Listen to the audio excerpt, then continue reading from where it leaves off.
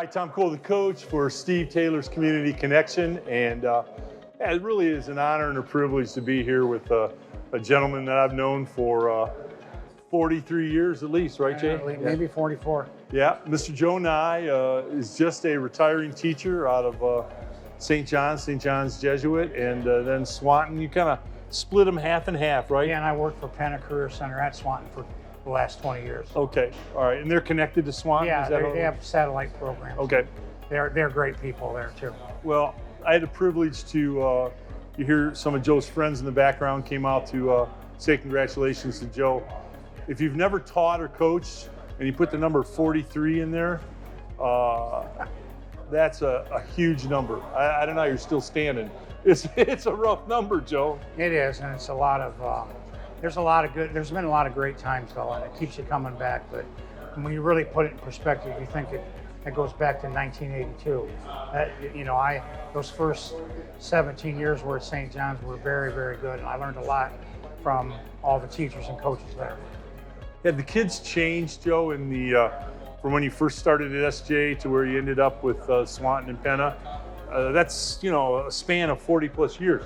Have they changed, or are they basically the same? I hear that, and I'm thinking, I don't think so much the kids have changed.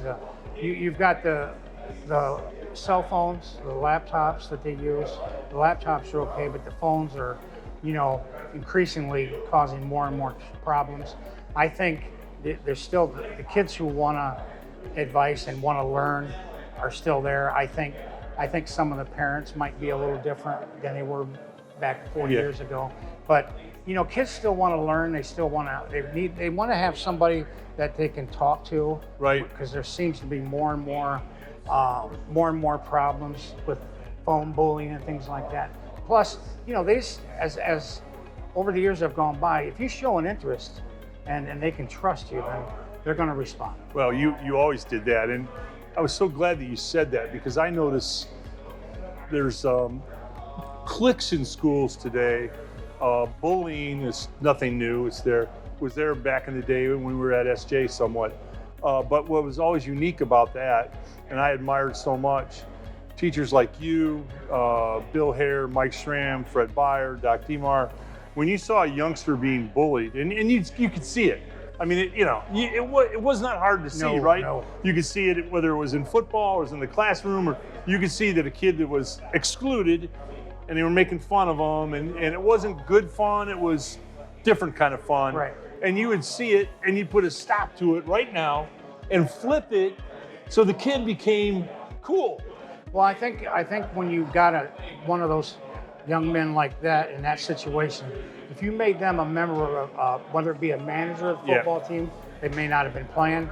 When they feel a part of something that's good, that they like to be around and have a positive experience with the coaches, then they feel like they're a part of something. I think that's huge. You make them feel like maybe it's for the first time they've really felt part of a team. Right. And we had some kids like that. Yeah. I was talking to a president of a new school, and he was asking me, what do you think is the most important thing in me hiring teachers? And I said, well, I don't know if people talk about this anymore, but hiring teachers that can spot when a youngster is having problems. And they make it so complicated.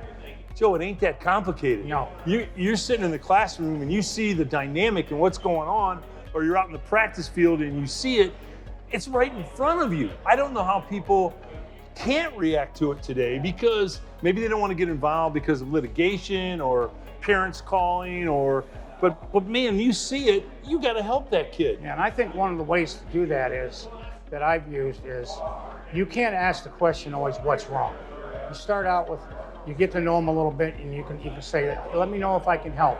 And you don't say, you're going to get through this. You use a more simple word I've used just in my thoughts is, you can get through it. It's just going to take some time. Yeah. The word "can" I think is they when you're telling someone you're going to get through this, Yeah. they may not feel that way right away. I've gone through that in my own life. Yeah. And I think that's a huge thing. You identify those kids. The more they trust you, the more they feel like they can tell you things. And I think some administrators, they don't always agree with that statement. Right. And I do. I think you got to get to know them. You got to get to know them. That's never changed. Right. That's always worked for me.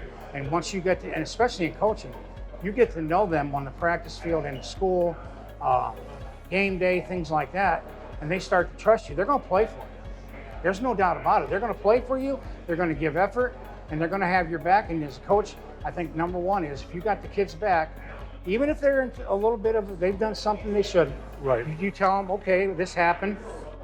We've got to deal with it and move on. Yeah.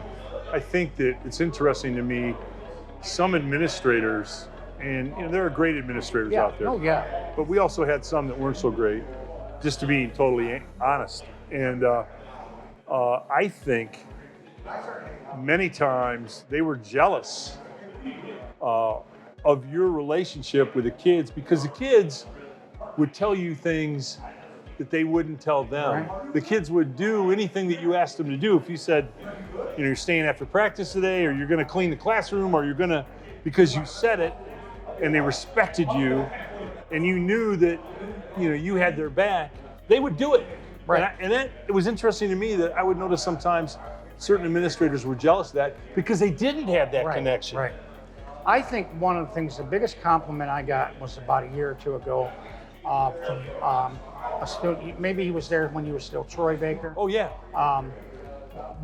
Sent me a really nice email about how it seemed like with the African American students, in using his terms, we knew you had our back. Right. You helped us. You understood, and I took that as a huge compliment, because I thought, at those years in St. John's, they did feel a little bit like they were. Yeah. Maybe there was only 20, 25 Right. of those young men. Right. And I just felt like, I really appreciated, him thanking me for that. I know Nishan Coleman did the same thing in his Hall of Fame ceremony. I think that was really something that I'm really proud of, was to assist those young men and hear from them. Okay. And you still hear from them. Oh yeah, I do. And see how many of them are doing great things. I just really appreciate those messages. Yeah. And well, you were a guy that never saw color. I mean, Nope. that was obvious from day one when you came into SJ. You never saw color. And again, you saw kids that maybe were somewhat isolated, because there weren't that many African American kids back when we were at SJ in those days. And they feel a little isolated at times, right? Yeah. Oh yeah. And you reached out to them constantly to make them feel part of what was going on, and that was invaluable to their success. Baseball, winningest baseball coach in the history of St. John's, city championships all over the place. A memory from baseball that... Yeah, I just was cleaning out my desk and room at school, and believe me, I think I ended up with 10 or 11 big garbage bags. But I found the 1988 DVD that somebody gave me a long time ago when we played start in baseball at the rec center, and it still works. But I was telling you, I was able to watch that, and I was really proud of those guys, because in 86 and 87, we didn't have a field. We played every game away. And in 88, we got the field, and I think it made a difference. But we went over there at the rec center that night. We won 9-4, and we were hitting the ball. We played really well. And that's when it told me that with that success, you're doing the right thing. Right. Because the first 2 years, you're maybe sure. a 500 team, you're doubting yourself, you're hearing the things. Yeah. And then you go out, and Matt was tremendous. He was throwing a sidearm fastball, I think, at 92 miles an hour. But it was the other guys. We hung with it. That season, we started out slow, we hung with it, and that was a great thing. And also the 91 team that Jason Jerwa was on, and the 93 team. It was hard to win a City League baseball title. Right. That league was tough. Yeah. You're dealing with St. Francis, Central, Start. Bowser was good. Waite was good. And it was hard to do it. I'm really proud of those three. Anytime you went to the rec center for a city title game and you left with a win, that was a pretty good feeling. And it was nice, leading into the summer. Right. Well, and JV football coach, I think you had some ridiculous record of 50-1 or what was it's like what was it? 50-1. I think it's like 55-3. 55-3. Okay. Some would say That's Bear Bryant stuff right well, there. some would say it's because we had good players, but yeah, we might have had good players. But I think what you taught me when I worked with you is we also practiced after the varsity on Tuesday and Wednesday. Right. Whether it be a half hour or an hour. Right. And we were, as the other teams were preparing on a Monday night for a JV game down at the other end of the field, I used to look and we knew exactly what we were going to do to warm up. They're trying to line up a team. Right. And that was, I had some great assistance I really enjoyed when I started with you with the JV.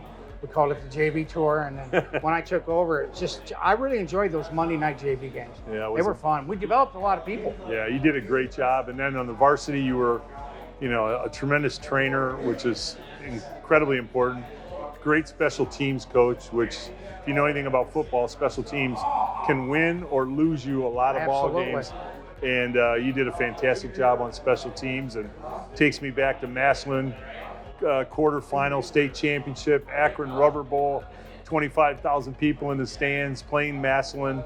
And you said all week long after looking at the film, return left. Was it return left? Yeah, and I still have the folder for that. I said, we can return this left, and there went Skinny Vinny. Skinny Vinny caught it, went left, and took it, down to the 20, and then 70 yards. You scored 2 plays later. Yeah, 70-some yards. Or something like that, yeah. And in the football, Joe, I think it's so unique to me is somebody once told me that our staff, you guys are having too much fun. Yeah. Because football is supposed to be, tough. We go out every day to practice and have a blast with the kids, and the kids wanted to come to practice. I mean, they wanted to practice because we had fun. And when I told you we were having too much fun, you just laughed. Are you kidding me? We're going to have more fun. Well, winning's fun. Yeah. And when you're playing teams like Barberton and Massillon, and Kent McKinley, and St. Ignatius, Cincinnati Elder, I'm talking regular season, some of those. Yeah. And you're winning, you're doing something right. Right. Okay, because we, I believe it was 1996, we beat 3 state champions, Indianapolis Cathedral, I believe Fostoria, and Cincinnati Elder. We beat them. Yeah. And we were, yeah, that's fun.